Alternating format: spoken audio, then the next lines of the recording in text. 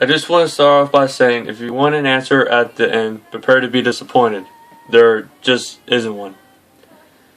I was an intern at Nickelodeon Studios for a year in 2005 for my degree in animation. It wasn't paid, of course. Most internships aren't. But it did have some perks beyond education. To adults, it might not seem like a big one, but most kids at the time would go crazy over it. Now, since I worked directly with the editors and animators, I got to view new episodes days before they aired.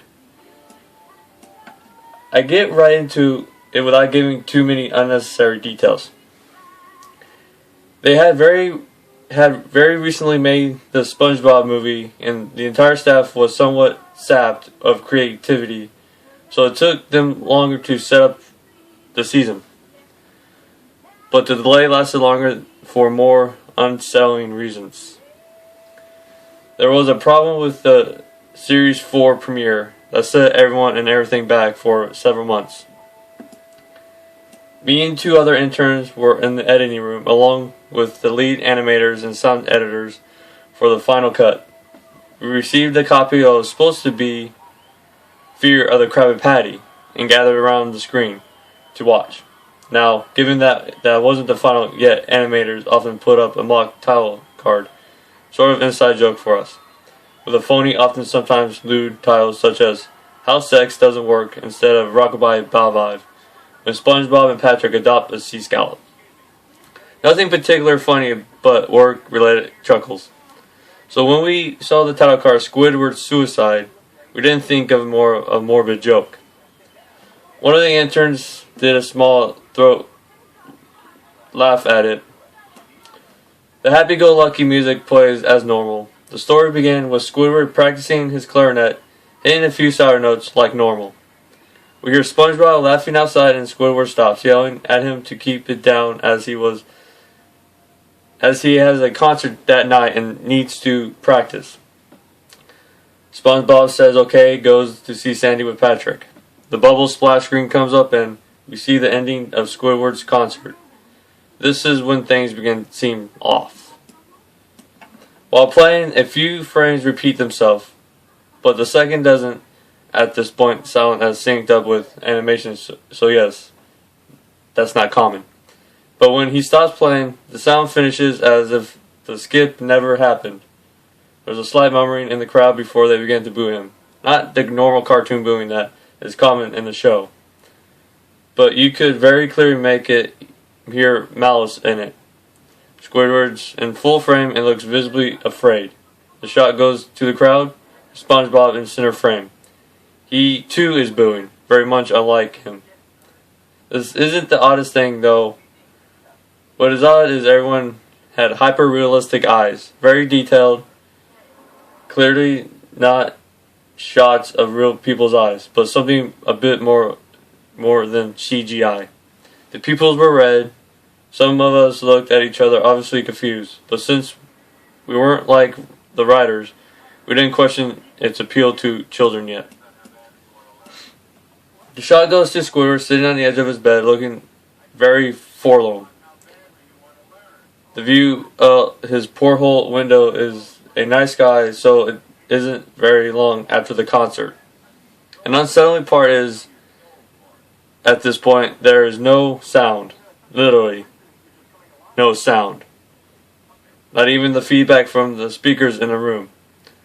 It is as if the speakers were turned off, though their status showed them working perfectly. He just sat there, blinking in silence for about 30 seconds. Then he started to sob softly. He put his hands, tentacles, over his eyes and cried quietly for a full minute more. All the while a sound in the background very slowly growing from nothing to bearable audible. It sounded like a slight breeze through a forest. The screen slowly begins to zoom in on his face. By slow I mean it's very noticeable if you look at shots 10 seconds apart side by side. His sobbing gets louder, more full of hurt and anger. The screen then twitches a bit as if it twists in on itself for a split second and then back to normal. The wind through the trees sound gets slowly louder and more severe, as if the storm is brewing somewhere. The eerie part is the sound, and Squidward's sobbing sounded real, as if sound wasn't coming from the speakers, but as if the speakers were holes the sound was coming through from the other side. As good as sound as the studio likes to have, they didn't purchase the equipment to be that good to produce sound of that quality. Below the second of the sound of the wind and sobbing, very faint, something sounded like laughing. It came at odd intervals and never lasted more than a second. So if you had a hard time pinning it, we watched this twice. So pardon me if things sound too specific, but I have time to think about them. After 30 seconds of this, the screen blurred and twitched violently and something flashed over the screen, as if a single frame was replaced. The lead animation editor paused and rewound frame by frame. What we saw was horrible. It was a still photo of a dead child. He couldn't have been more than 6. The face was mangled and bloodied. One eye dangling over his unturned face popped. He was naked down to his underwear, his stomach cruelly cut open and his entrails laying beside him. He was lying on some pavement that was probably a road. The most startling part was that there was a shadow of the photographer. There was no crime tape, no evidence tags or markers, and the angle was completely off for a shot designed to be evidence. It would seem the photographer was the person responsible for the child's death.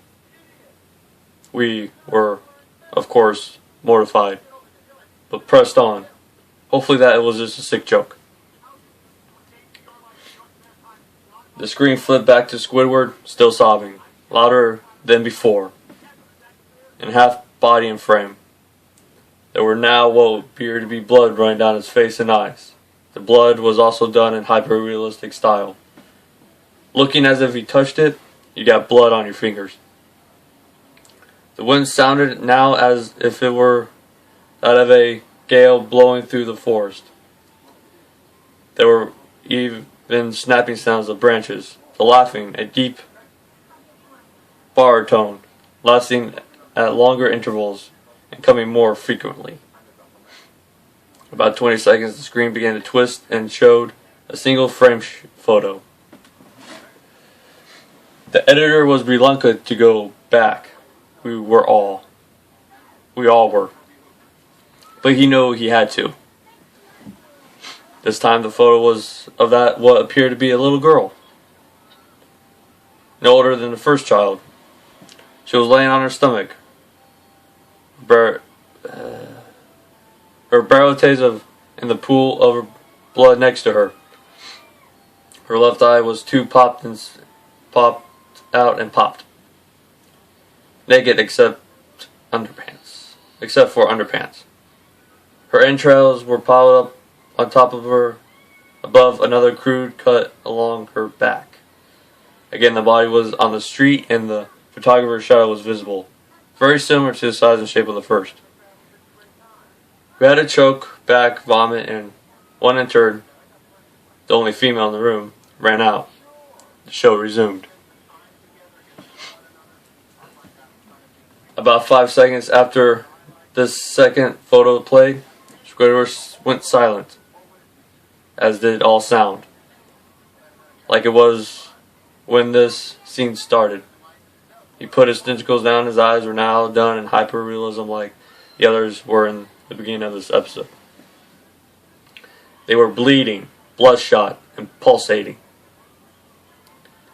He just stared at the screen, as if watching the viewer.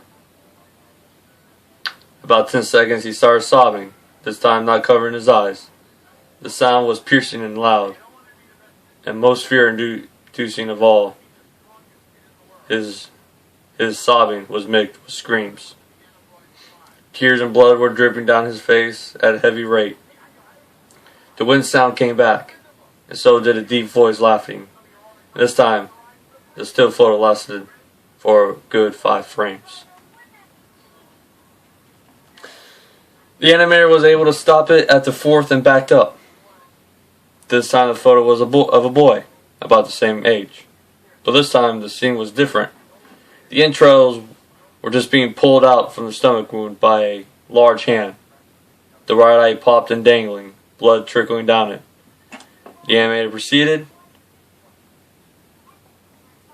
It was hard to believe, but the next one was different, but we couldn't tell what. He went on the next, same thing. He went back to the first and played them quicker, and I lost it. I vomited on the floor, the animating and the sound editors gasping at the screen. The 5 frames were not as they were 5 different pictures. They were played out as if they were frames from a video.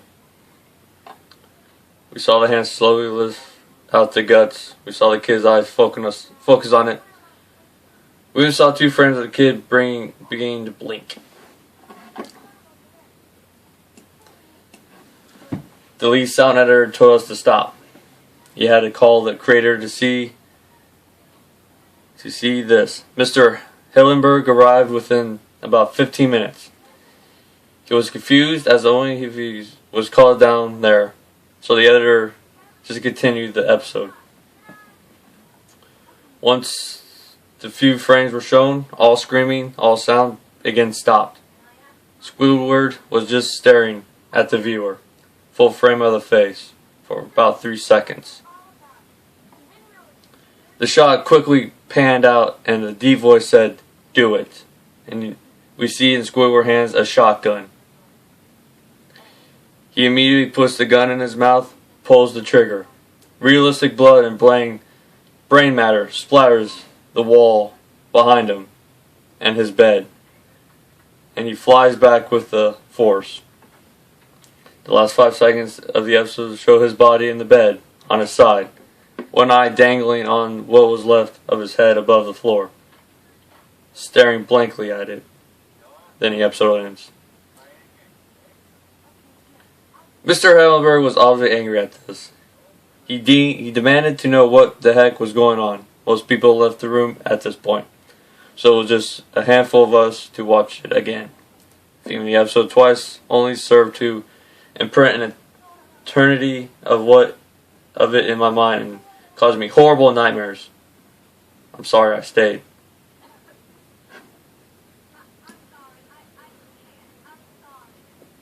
One theory we could think of was the file was edited by someone in the chain from the drawing studio to here.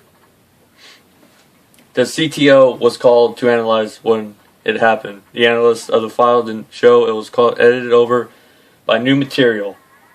However, the time stamp of it was a mere 24 seconds before we began viewing it. All equipment involved was examined for foreign software and hardware, as well as glitches, as if the timestamp had glitched and showed the wrong time. But everything checked out fine. We didn't know what happened, and to this day nobody does. There was an investigation due to the nature of the photos, but nothing came of it. No child has been identified, no clues were gathered from the data involved, nor physical clues in the photos. I never believed in unexplainable paranoia before, but now that I have something happen and can't prove any of it beyond accidental evidence, I think twice about things.